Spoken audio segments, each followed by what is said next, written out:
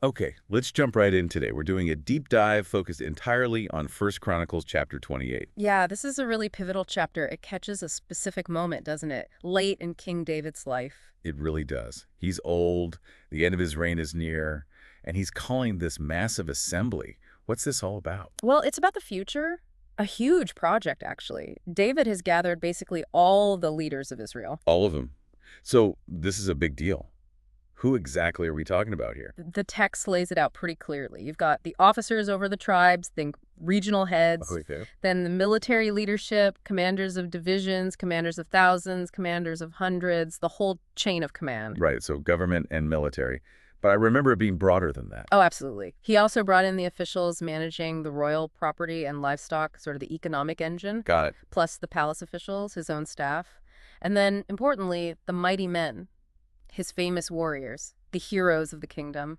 Wow. So, yeah, literally everyone with any influence or authority, that signals something major is happening. Definitely. And then David, this aging king, stands up.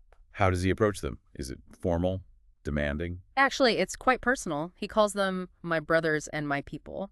Very intimate. Setting a specific tone. And he immediately shares his own personal dream, something he really wanted to do. Which was? To build a permanent house as a place of rest for the Ark of the Covenant. He even calls it the footstool of our God. You can feel his passion for it. He had the vision, the resources, the desire. But he's not the one who builds it, is he? That's the twist. What's a big twist? God had other plans. And the reason given is pretty blunt. It is. God told him directly, "You are not to build a house for my name because you are a warrior and have shed blood." Shed blood. That's stark.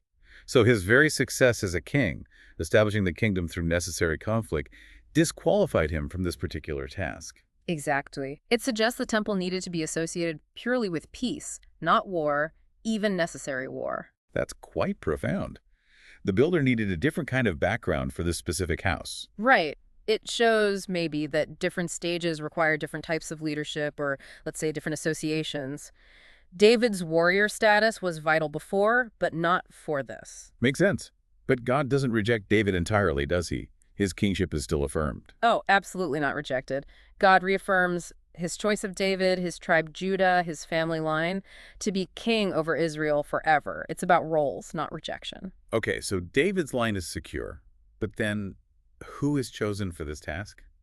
Out of all his sons. God specifies Solomon. The text says, "He has chosen Solomon, my son, to sit on the throne of the kingdom of the Lord over Israel." A direct divine appointment for the throne and the building project. Yes, God says point blank, "He is the one who will build my house and my courts." No ambiguity there. And the relationship God describes with Solomon is really elevated too. It really is. God says, "I have chosen him to be my son, and I will be his father." Wow.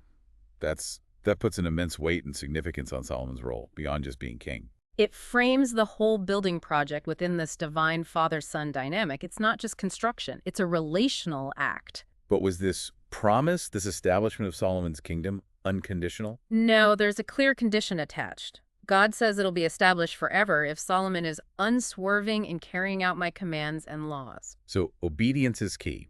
Faithfulness equals stability. It's not automatic just because he's David's son or God's chosen son. Exactly. His actions, his commitment to God's law are directly linked to the kingdom's future. Okay, so David explains all this to the assembly. Why he can't build, who will, the divine relationship, the condition. Yeah. What does he then ask of all of Israel there? He gives them a collective charge. Basically, be careful to follow all the commands of the Lord your God. And why? What the outcome he points to. So that they can possess the land, this good land, and crucially pass it on to their descendants forever. National well-being tied to collective faithfulness. Right. It puts responsibility on everyone. Then he turns specifically to Solomon. What's the personal charge? It's very direct. "And you, my son Solomon, know the God of your father. No God. And serve him with wholehearted devotion and with a willing mind." Wholehearted devotion. Willing mind. That's about the inner attitude, isn't it? Not just going through the motions. Precisely. And David explains why this internal state is so critical. Why? He says, "For the Lord searches every heart and understands every motive behind the thoughts." Wow. That's intense. God sees the intention behind everything. Exactly. For a king, for this sacred project, having the right inner motivation, a willing heart, is essential because God is examining that very thing. That's a sobering thought. And David links this to consequences, doesn't he? A very clear cause and effect. If you seek him, he will be found by you. But if you forsake him, he will reject you forever. High stakes for Solomon personally. Mm. Seeking leads to finding God. Forsaking leads to rejection. Yeah, the implication for his reign and the temple project is huge, and David ties this directly back to the task at hand. He reminds Solomon, "Consider now, for the Lord has chosen you to build a temple as a sanctuary." He reiterates the calling. And then gives that famous command. Be strong and do the work. Simple, powerful. It demands both inner resilience and outward action. Be strong and do the work. So memorable. Okay, now we get to the part that really makes this chapter stand out, I think. The plans. Yes, David doesn't just give a blessing and a command. He hands over detailed blueprints. And when you say detailed, I mean astonishingly detailed, written plans for the entire temple complex. what parts are specifically mentioned? Well, the portico, the main entrance, all the buildings associated with it, the storerooms, the upper rooms, the inner rooms. So the whole main structure. And the most sacred space, the most holy place, the place of atonement, the core sanctuary design. That's already incredibly thorough, but it went beyond just the main building. Right, yeah. It included the plans for the courts surrounding the temple. The outer areas. Right. And all the rooms within those courts. And importantly, the treasury's places to store the temple wealth and the dedicated sacred items. It's a full site plan, functionally laid out. Okay, so comprehensive architectural and site plans. But the really mind-blowing part is where these plans came from.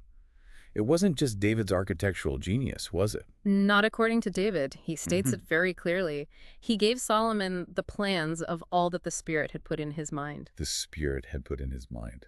So, divine inspiration. These weren't human designs. That's what the text asserts. The blueprint originated with God. This wasn't just a nice temple. It was built according to a pattern revealed by God. That changes everything about how you view the temple project. It's God's design being executed. Precisely. It underlines its unique sanctity. It had to be built his way because it was his house. Okay, divine architectural plans. Yeah. Incredible.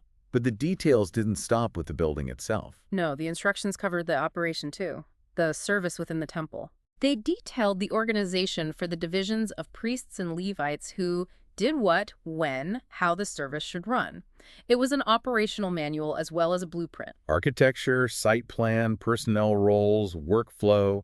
What about the stuff inside? The furniture, the tools? Yes, that too. Instructions for all the articles to be used in the service of the temple. And this is where the detail gets almost unbelievable. How specific?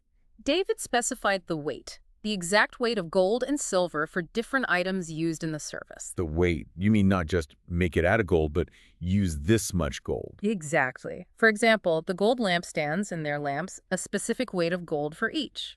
Same for the silver ones, weight assigned based on the specific use of each lampstand. Wait, according to the use of each. So different lampstands might have different weights specified based on their function. That's what it implies. It's an extraordinary level of precision. It suggests, maybe symbolic value, maybe just ensuring a certain standard, preventing anyone from skimping. It's meticulous. Meticulous doesn't even cover it. It sounds like divine quality control specifications. It really does, almost like an engineer's spec sheet. And it continues. What else had specified weights? The gold tables for the bread of the presence, the silver tables too. For things like forks, bowls, pitchers, specified pure gold. Quality of material noted, too. Yes. And then the weight for each gold dish, each silver dish, and refined gold for the altar of incense. Down to individual dishes. Every single item accounted for by weight and material quality. It leaves absolutely no wiggle room. The standard was set by God for everything used in his service. Any other specific items mentioned in the plans? Yes. The plan for the chariot, which the text clarifies, means the golden cherubim whose wings sheltered the Ark of the Covenant. So even the most symbolic central piece of iconography was part of this detailed divine plan. Structure, layout, operations, personnel, materials down to the gram, furnishing symbols. It's staggering. And David emphasizes the source one last time when he hands all this over. He does. He makes a powerful declaration. All this, David said, I have in writing from the hand of the Lord upon me, and he gave me understanding in all the details of the plan. From the hand of the Lord upon me, he gave me understanding in all the details. It couldn't be clearer. This wasn't David's idea. It was revealed knowledge. It really anchors the entire project in divine authority. It's not just a king's legacy project, it's fulfilling a divine mandate according to divine specs. This level of detail is the deep dive here. Absolutely. Okay, so mandate explained, successor charged, nation charged, divine plans delivered. Yeah. How does David wrap up his encouragement to Solomon? He circles back to that key command, driving it home. Be strong and courageous and do the work. Strength. Courage, you need both for a task this daunting, especially with such specific instructions. What assurance does he give Solomon? The ultimate assurance, God's presence and faithfulness. For the Lord God, my God, is with you. He will not fail you or forsake you until all the work is finished. That's huge. Yeah. God won't leave him hanging. The divine architect is also the divine project manager, seeing it through. What a promise to receive. And David adds a layer of practical reassurance, too. About the human side of things. Exactly. He tells Solomon, basically, the team is ready, the priests and Levites are organized for service, skilled craftsmen, willing ones, are available for every kind of work. So the workforce is lined up. And the leadership, the officials, and all the people are ready to follow Solomon's lead on this. The whole nation is mobilized and prepared to obey. So it's a complete handover. The divine vision, the inspired plans, the personal charge, the spiritual assurance, and the practical resources all in place. It's an incredible picture of transition and preparation. David did everything possible to set Solomon up for success in fulfilling this divine task. Looking back the whole chapter then, the assembly, the succession, the reasons, those incredibly detailed plans, the charges, the final encouragement, what does it tell us about leadership, preparation, and tackling something significant? Well, for one, it shows that even the grandest visions require intense, detailed planning and preparation. You can't just have the idea. Right, the execution details matter immensely. And it shows leadership sometimes means faithfully executing a plan you received, not one you originated. Also, the importance of that inner state, the wholeheartedness, the willing mind, because, as David said, God sees the heart. That internal integrity is crucial. And the source of the plan gave it authority. This wasn't just a good idea, it was presented as a divine blueprint. Plus, the reassurance that you aren't alone, divine help and human resources are part of the picture. Exactly. It's this powerful blend, divine initiative, meticulous human planning based on that initiative, personal integrity, and communal support. So here's something to think about for you listening. Consider this dynamic we've unpacked. A vision starts in one person's heart, David's, but he can't build it. The task passes to another, Solomon. But the how comes through incredibly detailed, divinely inspired instructions given through the first person to the second. And it requires a whole community to pull it off. What does this complex flow vision, prohibition, succession, divine instruction, detailed planning, personal character, and human execution suggest about how major, meaningful projects actually come to life, maybe even in your own experience?